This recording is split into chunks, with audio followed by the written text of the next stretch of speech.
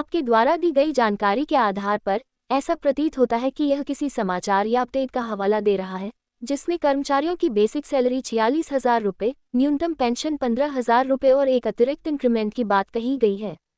हालांकि मेरे पास उपलब्ध नवीनतम जानकारी वेब स्रोतों और संदर्भों के आधार पर इस विशिष्ट दावे की पुष्टि नहीं करती कि बेसिक सैलरी 46,000 रुपये निर्धारित की गई है या न्यूनतम पेंशन 15,000 रुपये के साथ एक अतिरिक्त इंक्रीमेंट प्रदान किया जा रहा है।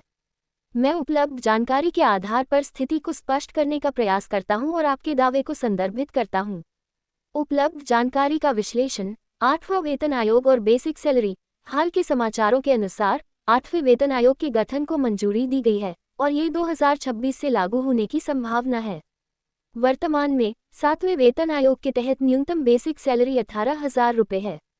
8वें वेतन आयोग में इसे बढ़ाने की चर्चा है, जिसमें न्यूनतम बेसिक सैलरी 34,560 रुपये 1.92 फिटमेंट फैक्टर के साथ या कुछ रिपोर्ट्स के अनुसार 51,480 रुपये 2.86 फिटमेंट फैक्टर के साथ तक हो सकती है। आपके द्वारा उल्लिखित 46,000 रुपये की बेसिक सैलरी किसी विशिष्ट स्तर जैसे पे मैट्रिक्स के उच्चतर स्तर या किसी अन्य संदर्भ से संबंधित हो सकती है, लेकिन यह मेरे डेटा में स्पष्ट रूप से उल्लिखित नहीं है। ये संभव है कि यह किसी विशेष सरकारी विभाग, राज्य सरकार या किसी गलत अनौपचारिक समाचार का हिस्सा हो।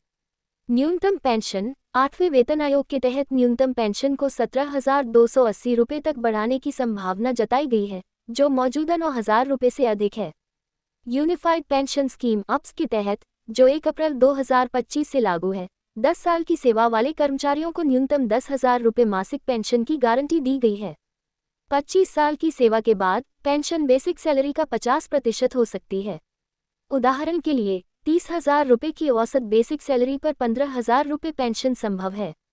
आपके द्वारा उल्लिखित 15,000 रुपये की न्यूनतम पेंशन यूपीएस के उदाहरण से मेल खाती है, लेकिन यह अभी तक लागू नहीं हुई है और केवल विशिष्ट मामलों में संभव है। एक अतिरिक्त इंक्रीमेंट। मेरे पास उपलब्ध जानकारी में किसी अतिरिक्त इंक्रीमेंट की कोई स्पष्ट पुष्टि नहीं है। ये संभव है कि यह किसी राज्य सरकार, केंद्रीय विभाग या कर्मचारी यूनियन की मांग से संबंधित हो। सामान्यतः 7वें वेतन आयोग के तहत वार्षिक इंक्रीमेंट बेसिक सैलरी का 3% होता है और कोई विशेष अतिरिक्त इंक्रीमेंट लागू नहीं हुआ है। महंगाई भत्ता डीए जुलाई 2024 से 53% है और जनवरी 2025 में इसके 56% तक बढ़ने की संभावना है। ये बेसिक सैलरी के साथ मिलकर कर्मचारियों की कुल सैलरी को बढ़ाता है। यह आपके मौज वाले बयान से संबंधित हो सकता है, क्योंकि डीए में वृद्धि और संभावित 8वें वेतन आयोग की घोषणा से कर्मचारियों में उत्साह है।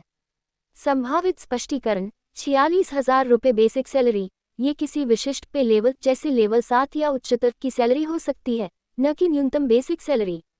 उदाहरण के लिए 7वें वेतन आयोग के पे मैट्रिक्स में लेवल 7 की शुरुआती सैलरी 44,900 रुपये है, जो डीए के साथ 46,000 रुपये के करीब हो सकती है।